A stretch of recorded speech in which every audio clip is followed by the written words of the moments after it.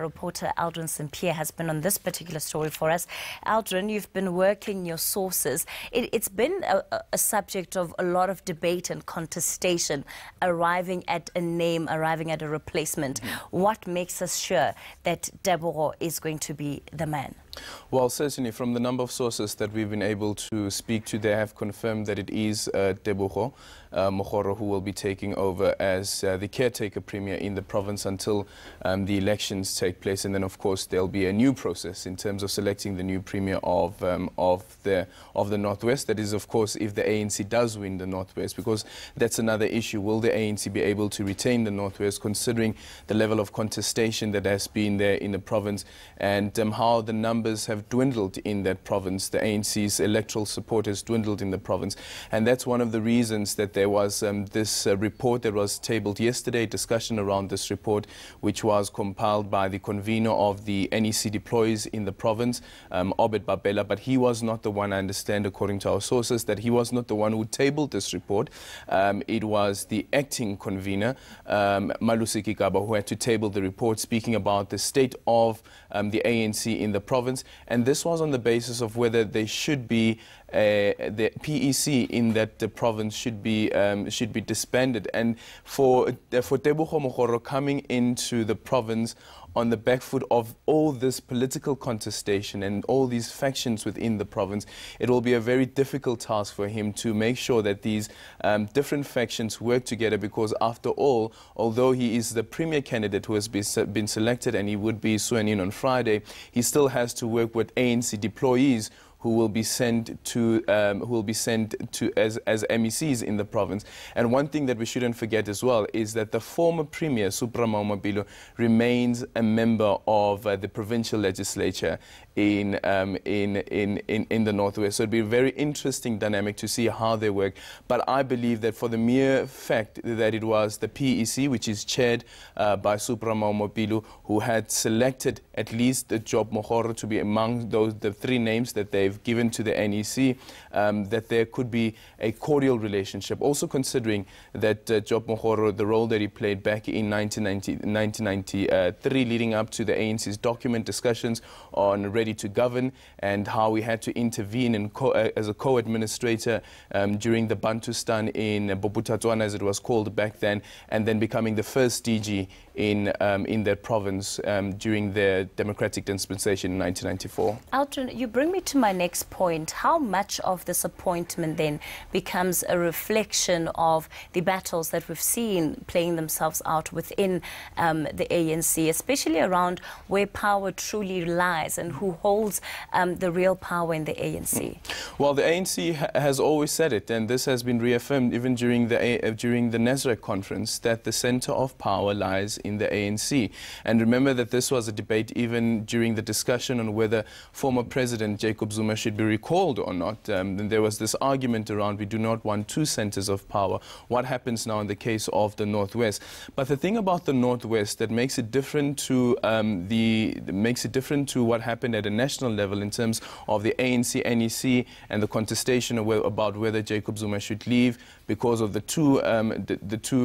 two centers of power, or eventual two centers of power that there will be, is that with this one it was the PEC, which is chaired by Supra Mahumapelo, who decided that this is the person that I think we can elect among the three names, and the NEC has now decided to appoint this person, or select this person rather, who will be sworn in on Friday. But it will be a difficult task to make sure that these factions still work together. Also, what we need to consider, Cathy, is this argument around the ANC going to the elections, whether the ANC, through all its factions, will be able to set their issues aside and go into the elections and campaign, canvass for votes, going into the 2019 elections, which will be hotly contested, as a lot of opposition parties have been having this discussion around co-governance, whether it is at a national level, or coalitions, whether it is at a national level or even at a provincial level. These things are possible. But many people have made the argument, and this is including the likes of the Revolutionary Council, and that's the argument that they've said that the PEC should be disbanded. disbanded then, Supra Mahumapelo shouldn't be there as the chairperson of the ANC, is that the votes of the ANC in that province have dwindled, and that's why you have in some municipalities where you have the ANC co-governing.